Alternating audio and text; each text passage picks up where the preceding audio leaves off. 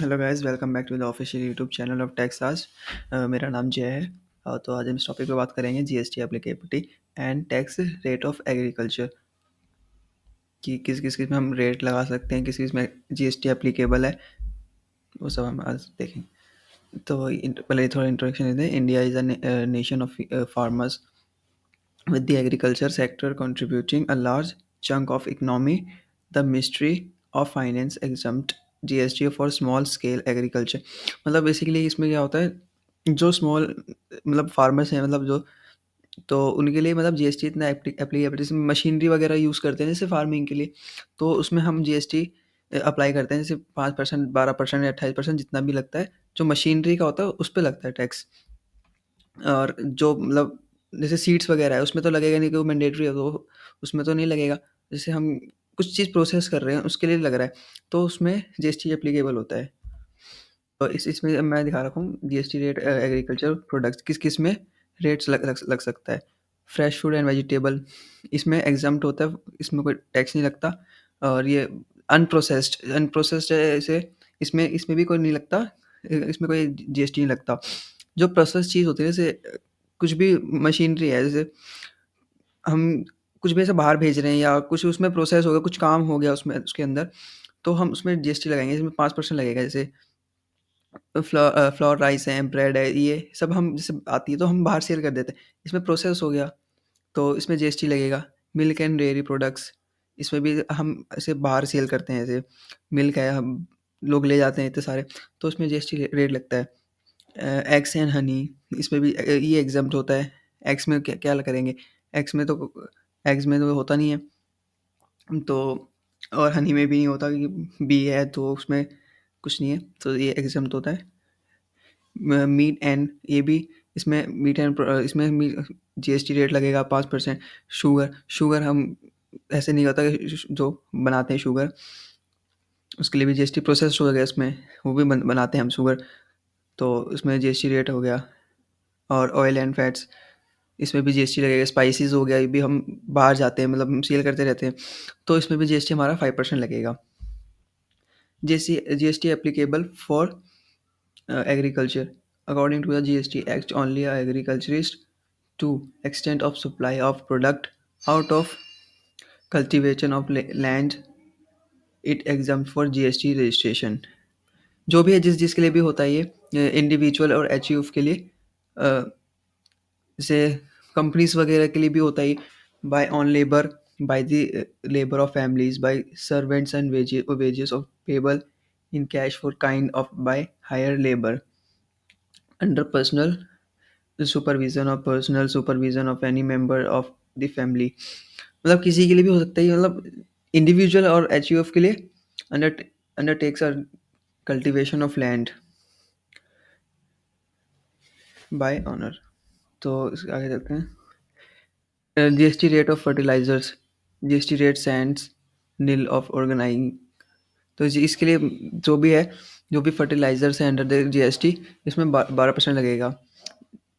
जो भी हम फर्टिलाइजर्स की यूज़ करते हैं, जो हम खेती खेती के लिए डालते हैं, सीड्स जो होते हैं, गोबर वगैरह, जो भी हम खाद के लिए जो भी करते हैं, उसके लिए 12% लगता है। और GST seeds farming would require for the purchase of seeds, इसके लिए कोई इसके लिए कोई रेट नहीं है, नील है इसके लिए।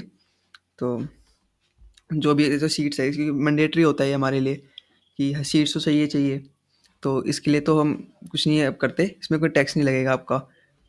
ये ना, farming would require to purchase of seeds for planting and cultivation under GST seeds required for cultivation by agriculturists in India have been placed in the nil category. nil category में आता है। GST would not apply to seed purchase and farmers. farmers के लिए कोई मतलब यह GST applicable नहीं है।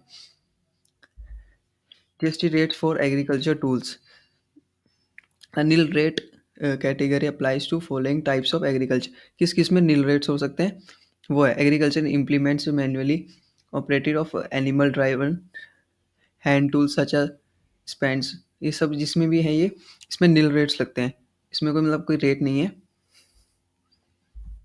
जीएसटी रेट फॉर ये वही है जिसमें 5% लग रहे हैं, जिसमें 5% लग रहे हैं। जैसे मशीनरी आ गया इसमें, hand pump and parts. Hand pump के जो भी मशीनरी में जितना भी जो हम प्रोसेसिंग के लिए लेंगे ना, उसमें जीएसटी हमारा लगेगा। जैसे उसमें 5% लगेंगे।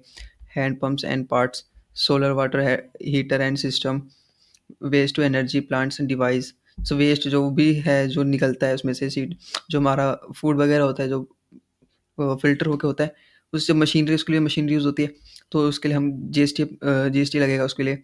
और solar panel and solar lamps जो होता है, जो सोलर के लिए, उसके लिए उसमें भी जीएसटी लगता है। The following type of agriculture tools have been keeped in the 12% GST rate category. 12% की जितनी भी कैटेगरी हैं वही हैं, power tube pumps and primary design and handling water, namely pumps, ये सब जिसमें भी है। कंप्यूटेरियम machinery, self landing of self uploading trainer, इन सब में जितना भी है इसमें सब 12% लगेगा। जो भी मशीनरी की चीज़ आ गई इसमें सब 12% लगता है, और मतलब जीएसटी एप्लीकेबल होगा और जीएसटी और करना पड़ेगा। In the following type of agriculture tools and been placed in, जिसमें 28% लगता है। केमिकल वगैरह हो गए, आपके टेक्निकल इश्यूज़ जो भी है उसमें 28% लगेगा। ट्यूब्स, जो ट्यूब्स आती हैं जो हम खेती के लिए डालते हैं, उसमें ट्यूब्स, उसमें भी 28% लगता है। Creamy port jars and similar articles of kinds used for the convenience of packaging of goods, जो भी हम जैसे हमने यहाँ पर बनाया, खेती वगैरह करी, उसको हम बाहर भेज रहे हैं, उसके गुड्स में जो पैकिंग करते हैं, उसके लिए कन्वीनियंस चार्ज होते हैं, पैकिंग के चार्ज होते हैं, उसमें सब में जीएसटी एप्लीकेबल होता है। जीएसटी उसमें 28% लगेगा। जैसे हम यहाँ से दिल्ली से कहीं बाहर भेज रहे हैं या कहीं से भी आ रहा है, तो उसमें हमारा 28% लगता है। पैकेजिंग वगैरह का सबका मिला के, तो मतलब जो भी है 28% लगेगा। इम्पैक्ट ऑफ एग्रीकल्चर सेक्टर, ये गवर्नमेंट ने पहले करा था।